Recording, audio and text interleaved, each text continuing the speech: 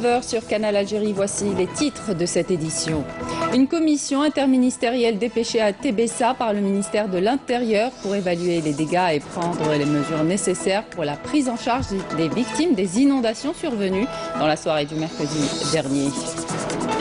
L'inhumation du défunt musicien Rachid Taha s'est déroulée ce vendredi après la prière d'Al-Dohr au cimetière de sa ville natale, Sig, dans une ambiance empreinte de tristesse et d'affliction. 48 joueurs, dont 23 filles, prennent part depuis mardi au championnat d'Afrique des 14 ans et moins de tennis organisé pour la première fois en Algérie. On reviendra sur la qualification de la jeune Bouchra Mebarki pour le prochain tour. Avant d'entamer cette édition, l'appel à la prière d'El Maghreb au niveau d'Alger et de ses environs.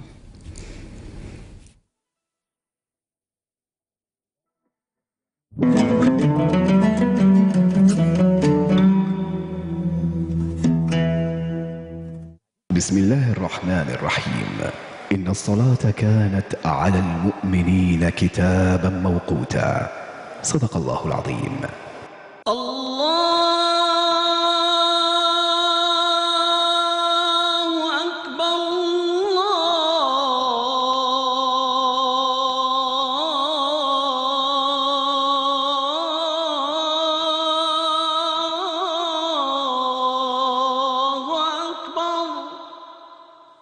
أشهد أن لا إله إلا الله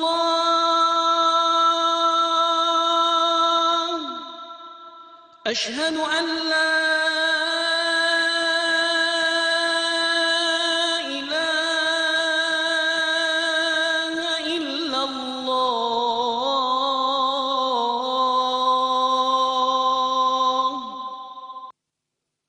أشهد أن محمدًا رسول الله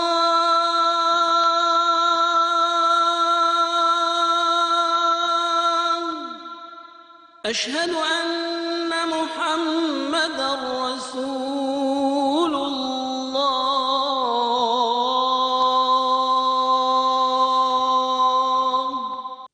حي على الصلاة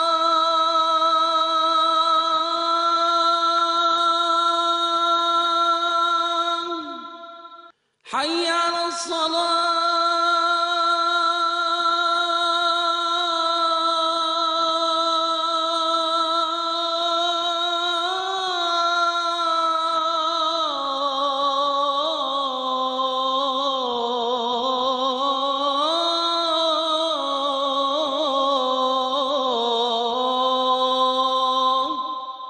حي على الفلاح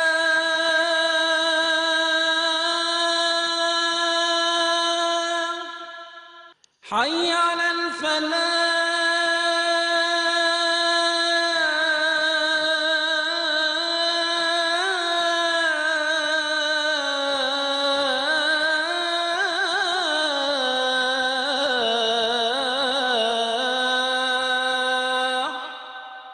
الله أكبر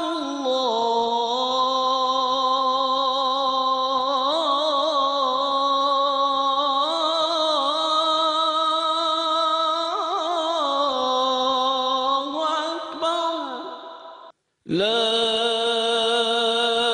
إله إلا الله.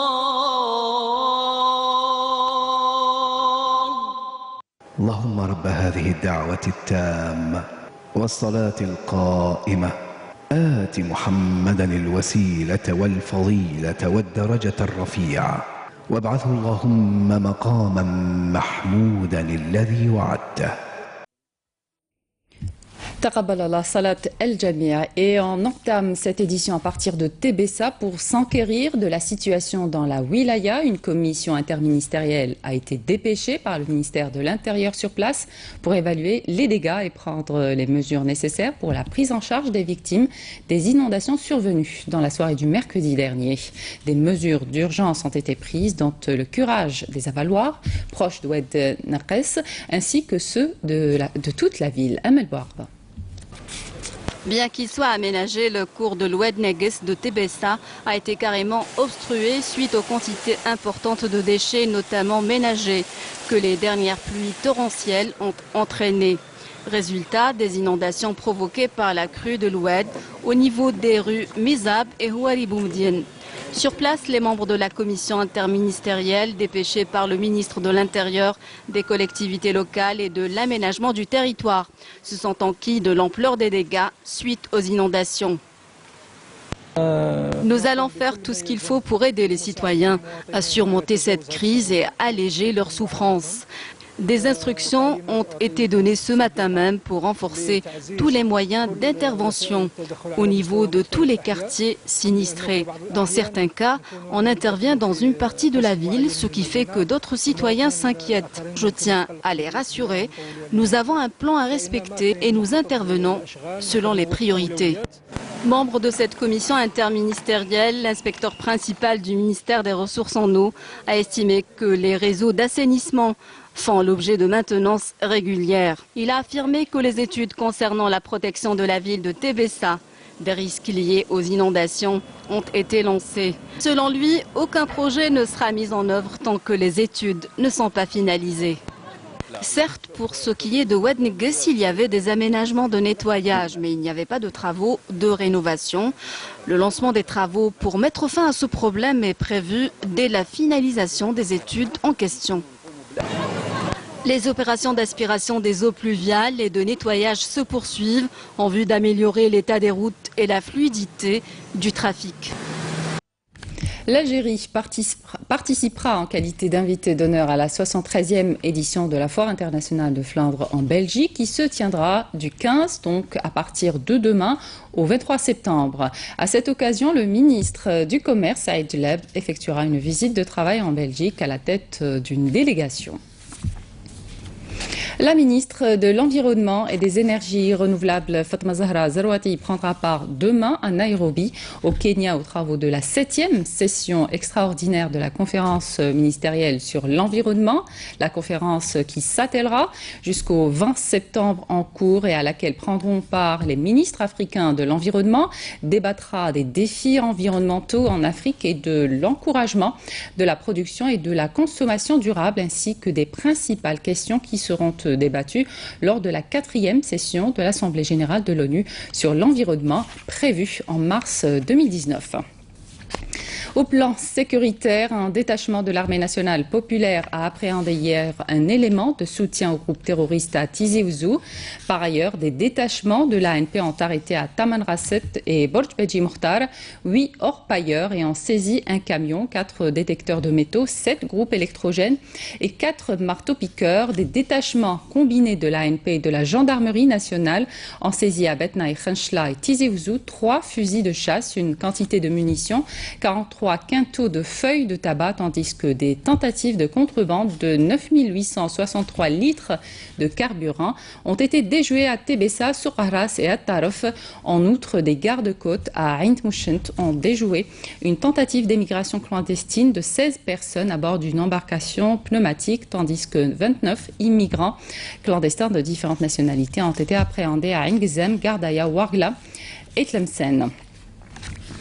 Dans un pays où 7 ans de guerre de libération ont laissé des plaies toujours à vif, l'affaire Audin reste un emblème des atrocités commises par l'armée et l'État français. C'est par ces mots qu'Emmanuel Macron a reconnu la responsabilité de l'État français dans la disparition et l'assassinat en juin 1957 du militant algérien Maurice Audin. Macron a remis une déclaration en ce sens à sa veuve, lui demandant Pardon. Et pour revenir sur l'assassinat de Maurice Audin, militant de la cause algérienne nationale, Canal Algérie diffusera ce soir à 20h un documentaire sur la pratique à grande échelle et les exécutions sommaires infligées par l'armée française durant la guerre de libération nationale. Maurice Audin, la disparition, un film documentaire de François Lemerliac. Le film sera suivi par un plateau débat avec le fils de Maurice Audin et des historiens. Voici un extrait de cette soirée. Moi, je suis née à Alger. J'ai toujours vécu à Alger jusqu'après l'indépendance. Mes parents étaient installés en Algérie depuis longtemps, les grands-parents, les arrière-grands-parents. Donc j'étais algérienne. On était étudiants ensemble à la fac des sciences d'Alger. Et c'est là que nous nous sommes rencontrés. Comme il était un brillant étudiant en mathématiques, son professeur de mathématiques l'a fait engager comme assistant. Dès qu'il a eu son poste d'assistant, on a pu se marier et donc on s'est mariés à ce moment-là. On a vécu ensemble, pas très longtemps malheureusement, puisque voilà, nous nous sommes mariés en 53 et les enfants, ma fille est née en 54 et puis les deux garçons sont venus après. La vie à Alger, c'était la vie, je mettrais des guillemets, normale d'un pays colonial, c'est-à-dire avec une espèce d'apartheid à la française. Les Algériens étaient considérés comme des sous-citoyens. Nous n'avions pas les mêmes droits. Et surtout, les rapports étaient très exacerbés. Toutes les infrastructures qui étaient réalisées étaient faites au profit des colons. L'Algérie a été conquise au départ pour son blé. Et ensuite, les céréales. Et ensuite, bon, se sont installés, ils ont trouvé un territoire et ils ont développé pour eux. Après avoir spolié les terres, ceux qui avaient des fermes exploitaient les fellahs. On les appelait les khames, c'est-à-dire qu'ils percevaient 1/5 de la récolte. Donc c'était une situation qui ne pouvait pas durer. Depuis 1830, il y a eu 36 révoltes. Pourquoi? Parce que nous, les indigènes, ce qu'on nous appelle les indigènes, nous n'avions rien à perdre. Alors on disait, si, c'est comme en France. C'est comme en France, alors expliquez pourquoi 9/10 des gosses algériens n'ont pas droit à l'école. Pourquoi 130 ans après cette mission, entre guillemets, civilisatrice, colonisatrice, que la France disait s'être fixée en Algérie, pourquoi 130 ans après, il y a toujours en Algérie 9/10 de la population qui est analphabète? Il faut dire que le racisme, ça faisait partie de la vie de l'Algérie coloniale. Vous pourrez retrouver l'intégralité de cette soirée ce soir à 20h. Proches, voisins et artistes venus des 4 coins du pays ont rendu ce vendredi un dernier hommage à Rachid Taha dans son domicile familial. Le défunt, décédé en France des suites d'une crise cardiaque à l'âge de 59 ans, a été inhumé après la prière du vendredi dans la commune de Siga, Mascara. L'inhumation s'est déroulée en présence du wali de Mascara, du consul général de France à Oran, du directeur général de l'Office national des droits d'auteur et droits voisins, de représentants des autorités publiques, d'artistes et de citoyens.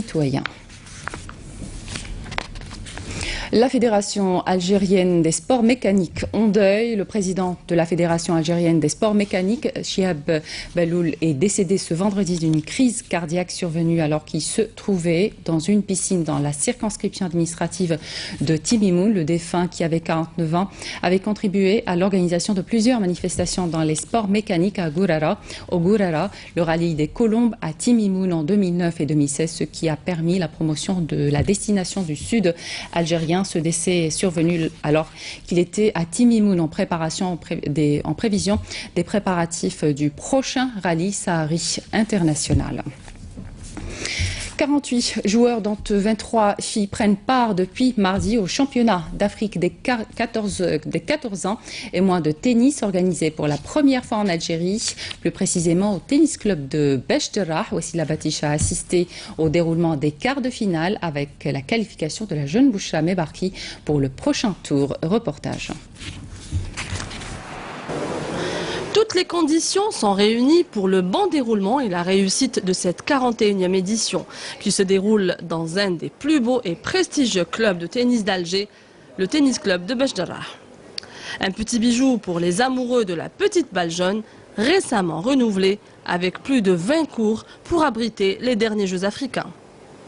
12 nations africaines ont pris part à ce championnat d'Afrique. Il s'agit du Bénin, du Botswana, de l'Égypte, du Madagascar, de l'île Maurice, la Namibie, l'Afrique du Sud, la Tanzanie, la Tunisie, le Zimbabwe et le Kenya. Vraiment, c'était formidable, côté organisation, les terrains, le club, c'est génial. J'étais vraiment, entre guillemets, j'étais surpris pour ça. Les meilleurs et les futurs champions de tennis africains sont présents à Alger pour disputer le titre africain. Les joueurs devront disputer plus de 113 matchs en simple et en double, et ce jusqu'à samedi prochain, avec les 2 finales simples chez les garçons et chez les filles. Cette année, le système a changé pour les championnats d'Afrique.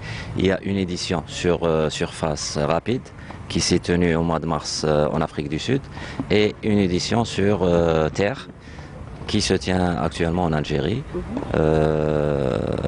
Les meilleurs joueurs africains sont là, à part les Marocains. L'organisation se déroule dans de très bonnes conditions. Les joueurs et les participants peuvent en témoigner. On est passé d'un pays participant à ces compétitions-là, on est passé maintenant comme un pays conquérant, parce que là, on est en train de jouer le titre dans les filles, 14 ans filles, donc on va jouer le titre. Notre objectif, c'est de jouer le titre. L'Algérie participe avec 13 joueurs, 6 garçons et 7 filles. Chez les garçons, nos 2 espoirs ont fait bonne figure, tels que Kishou Slimane et Brahimi Ramzi.